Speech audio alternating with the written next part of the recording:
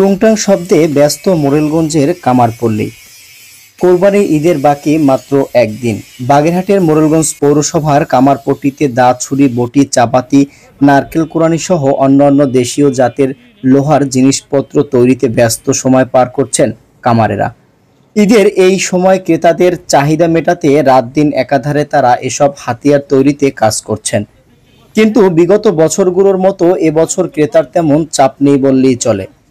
সরজমিনে আজ সকালে মোরেলগঞ্জ পৌরসভার ৫ নং ওয়ার্ডের কামারপট্টিতে পুরোদমে পশু জবাইয়ের ছড়ি, নারকেল কোরানি, মাংস কাটার চাপাতি সহ বিভিন্ন লোহার তৈরি জিনিসপত্র তৈরিতে ব্যস্ত রয়েছে কামারেরা। দেখে মনে হয় যেন দম ফেলার সময় নেই তাদের।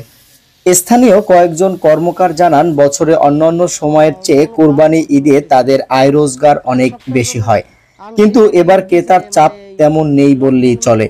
এবার মোরেলগঞ্জে প্রতিটি ধারালো দা বিক্রি হচ্ছে ৪০০ থেকে ৬০০ টাকা, ছুরি ৫০০ থেকে ৯০০ টাকা, চাপাতি ৬০০ থেকে ১০০০ টাকা, চামড়া ছাড়ানো চাকু ২০০ থেকে ৩০০ টাকা, নারকেল কোরানি ৩০০ থেকে ৪০০ টাকা, মাংস কাটার বটি ৪৫০ থেকে ৮০০ টাকা।